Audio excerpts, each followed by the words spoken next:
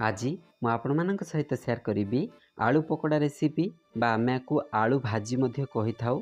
तो आमे सहजरे कम जिनिस रे केमती घरे बनेबा सेही प्रोसेस आज आपण मानकु मु सिखेबी। तो चलंतु डेरी करबानी वीडियो रे आगु को बढ़िबा।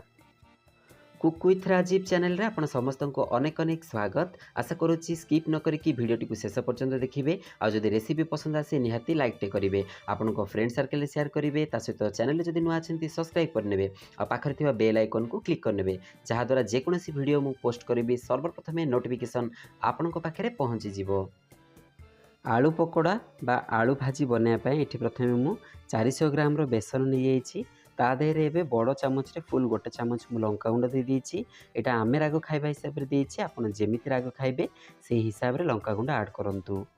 बस एठी लंका गुंड बर्तन मु ऐड करि देछि।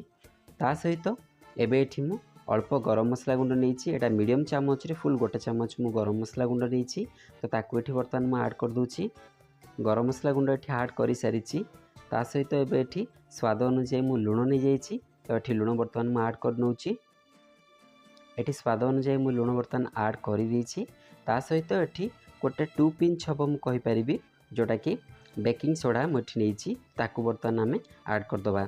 जेहेतु आमे एठी इंस्टेंट बनाउछंती तो एठी बेकिंग सोडा मु देछि। आपण चाहिले बेकिंग सोडाटा स्किप कर दे पारिबे। तो एई सब मसला दे साला पर ताकू भलसे मु सुखिला ही टिके गोली नेली।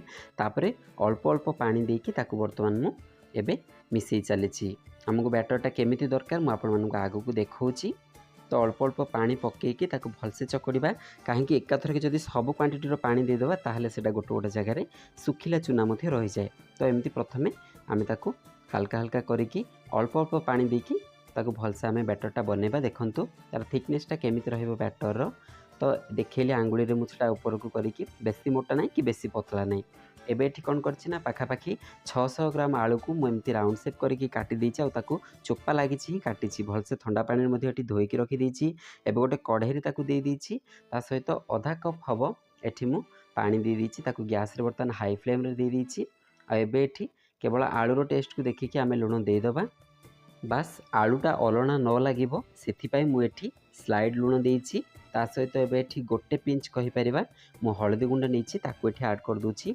आलूटा हमर जल्दी भी सिझिबो, ता सहित टिके कलरफुल लागिबो सेथिपाई मु एठी हळदी गुंडटा ऐड करिछि। बस टिके ताकू गोले नबा भलसे एमति तळ ऊपर करिकी। आ गैस रे जाळे एठी मु लो टू मीडियम फ्लेम को आनी देछि। ताकू भी भलसे मु गोले नेछि मध्य। ताकू भी ढांकुणी देकी आमे अल्प अल्प करिकी सिझेबा। बस देखंतु 2 ରୁ 3 मिनिट पर आपन को देखौछि केते बढ़िया से हमर आलू सिझ जाइछि मध्य। आको एबे बर्तन गैस ऑफ करके मु बाहर करनेछि गोटे प्लेट रे। आ एठी तेल मध्य बर्तन मु गरम करनेछि, रिफाइंड ऑयल नेछि।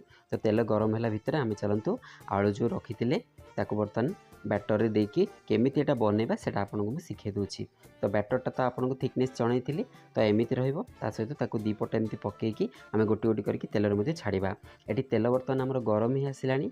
तो एठी गोटी गोटी करके बर्तन आलू आ तार बैटर को नेकी बर्तन आमे दबा। आ मन रखंतु जेतेबेले पकोउचंती तेल रे गैस रो जाळ लो फ्लेम पूरा कर दियंतु बा लो टू मीडियम फ्लेम ही रखंतु। भूल रे भी हाई फ्लेम करंतु नाही, जल्दी बाहरटा तार पोड़ी जीवो आ भितरे कंचा रहि जीवो। तो सेमति हुए सेथिपाई गैस रो जाळ को लो फ्लेम बा लो टू मीडियम फ्लेम रे रखिकी ही आलू को ता भितरे दियंतु तेल रे।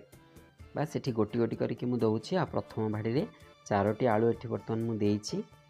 जेमति कहिथिली गैस रो जाळ एठी मोर लो टू मीडियम फ्लेम ही अछि। तो मु सब आलू एठी पकई साला परे गैस रो जाळ बढ़ेबी, काहेकि हमकु तुरंत गैस रो जाळ मध्ये हाई करियार अछि। अदरवाइज तेल मध्ये सेटा पी जीवो। तो पकेला बेले लो फ्लेम कर नेबे, परे पकई साला परे हाई फ्लेम करिकी ताको भलसे कुक करिवे। आ एठी गोटी गोटी करिकी मु टिके ताको लेउटेई दोछि मध्य। हमर 2 ରୁ 3 मिनिट ही लागिबो, जेहेतु आलू मध्ये हमर अधा आधी सिझि जाइछि। तापरे आमे एठी ताको बाहर मध्ये करनबा। बस एठी 2 मिनिट हेइ गलानी, किछ एमती गोल्डन कलर आसी गलानी। आको आउ टिके आमे पलटेई देकी आराम से बाहर मध्ये कर देई परिबा। एठी केते बढ़िया से हमर हे जाइछि आ केते कलरफुल मध्ये देखा जाउछि। देखंतु माने मार्केट रे जेमति आमे किनिकी आनंती ठीक सेही बळे ही हेछि, बट घरे तयारी। बस ताको टिके आ आरपट मु करनउछि। आ एबे आमे ताको बाहर मध्ये करनबा, जेहेतु एटा हमर गोल्डन ब्राउन हे आसिलानी। एबे एठी मु गोटे जाली चटु नौची तो गोटी गोटी करके ताको भलसे छाणी बाहर करनेबी। या जगह आपन चाहिए छणा जाली जो रोचे सेटा नहीं पारे।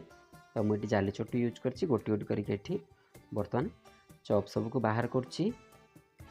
आते भलसे आमर पकोड़ाटा होती देखो पूरा क्रिस्पी बनी देखिकी ही जानीपे।